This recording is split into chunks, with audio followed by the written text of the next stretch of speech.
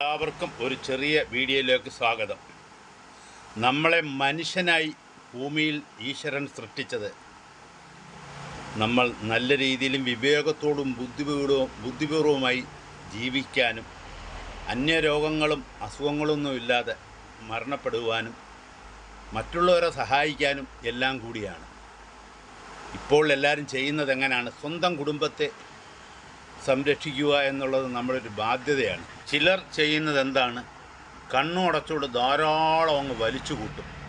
ആർക്ക് കൊടുക്കാനാണോ അതൊന്നും ചിന്തിക്കുന്നില്ല. പലരെ ഉപദ്രവിച്ചും ദ്രോഹിച്ചും വെട്ടിപ്പിടിച്ചുമൊക്കെ ധാരാളം സ്വത്തുക്കളുണ്ടാക്കും. അവസാനം ഇത് അന്യാധീനപ്പെട്ടു പോകത്തതേ ഉള്ളൂ.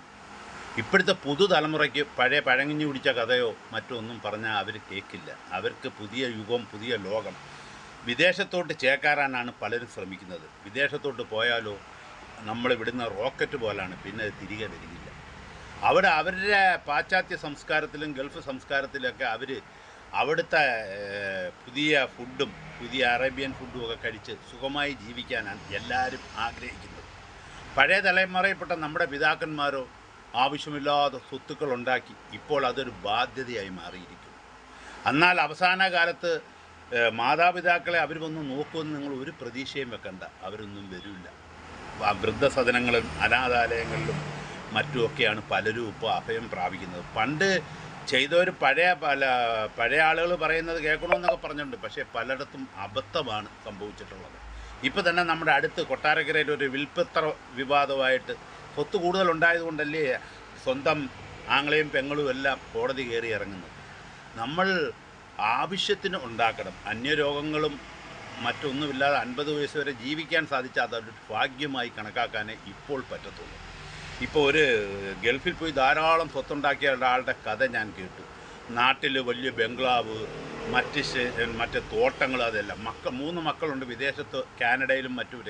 അവരെ ഇങ്ങോട്ട് വിളിച്ചാൽ അവർക്കിത് വേണ്ട. അവർ പറയുന്നത് നിങ്ങളിത് വിറ്റ് കാശാക്കിയിട്ട് തന്നാൽ കാര്യം, തന്നില്ലേലും പ്രശ്നമില്ല, ഞങ്ങളിവിടെ ജീവിച്ചോളാം. അവസാനം മരവിച്ച് കിടക്കുന്ന ബോഡി കാണാൻ അവർ വന്നെങ്കിലായി, വന്നില്ലെങ്കിലായി. അതാണ് ഇപ്പോഴത്തെ സ്ഥിതി.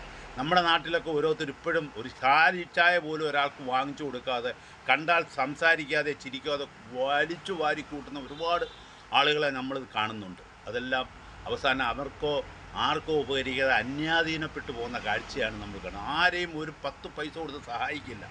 ഒരു നിവൃത്തിയില്ലാത്തവർക്ക് അസുഖം വന്നാൽ 10 പൈസ കൊടുക്കില്ല. ഒരാളെയും തിരിഞ്ഞു നോക്കാതെ ധാരാളം ആളുകൾ ഇങ്ങനെ ചെയ്യുന്നുണ്ട്. പണ്ടത്തെ കഥയൊക്കെ പറഞ്ഞ് ഇപ്പോഴത്തെ പുതുതലമുറയെ ഉദ്ദീപിക്കാമെന്ന് വെച്ചാൽ അതൊന്നും നടക്കില്ല. പുതിയ തലമുറ പുതിയ യുഗത്തിൽ തന്നെയാണ് അവർ ജീവിക്കുന്നത്. പഴയ യുഗം അവർ ഓർക്കാൻ പോലും അവർ ശ്രമിക്കുന്നില്ല. അതിന് ഉദാഹരണമാണ് മൊബൈൽ അനുബന്ധ ആക്സസറീസ്, ഇലക്ട്രോണിക് ഉപകരണങ്ങൾ എല്ലാം അതിന് ഉദാഹരണങ്ങൾ തന്നെയാണ്. ഇപ്പം നമ്മൾ കഥകൾ പറഞ്ഞിട്ട് കാര്യമില്ല.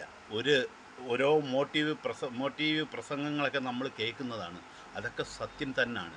ഇനിയുള്ള പുതിയ തലമുറ പുതിയ രീതിയിൽ ജീവിച്ച് തുടങ്ങിക്കഴിഞ്ഞു. വിദേശത്ത് അവരവരുടെ കാര്യം നോക്കി വിവാഹമൊക്കെ കഴിച്ച് അവർക്ക് പിന്നെ ചിലരുണ്ട് മാതാപിതാക്കളെയൊക്കെ സംരക്ഷിക്കുന്നവരുണ്ടാവാം. പക്ഷേ പകുതിയിൽ കൂടുതലും അവർ വിദേശത്തും പാശ്ചാത്യ ജീവിത സംസ്കാരത്തോട് ഇഴുകിച്ചേർന്ന് അവിടെ എവിടെയെങ്കിലുമൊക്കെ അടിച്ചു പൊളിച്ച് ജീവിക്കാനാണ് എല്ലാവരും ശ്രമിക്കുന്നത്. നമ്മുടെ പഴങ്കഥയും പഴഞ്ഞു പിടിച്ച കഥയൊന്നും കേൾക്കാൻ അവർക്കിപ്പോൾ സമയമില്ല.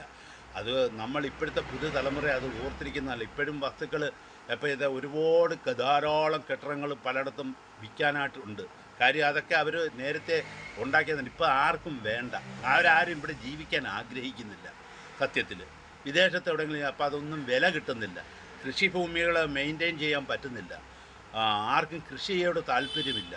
അങ്ങനെ ഒരുപാട് കഥകൾ അങ്ങനെ നമ്മുടെ മുമ്പോട്ട് പോകണം. ഇനിയും വിവേകത്തോടുകൂടി അന്യരെ സഹായിച്ചും ആശ്രിതർക്ക് എന്തെങ്കിലും സഹായമൊക്കെ ചെയ്ത് മുമ്പോട്ട് പോയ ആ ഒരു പുണ്യമെങ്കിലും കിട്ടിയെന്ന് നമുക്ക് സമാധാനിക്കാം. Good bye.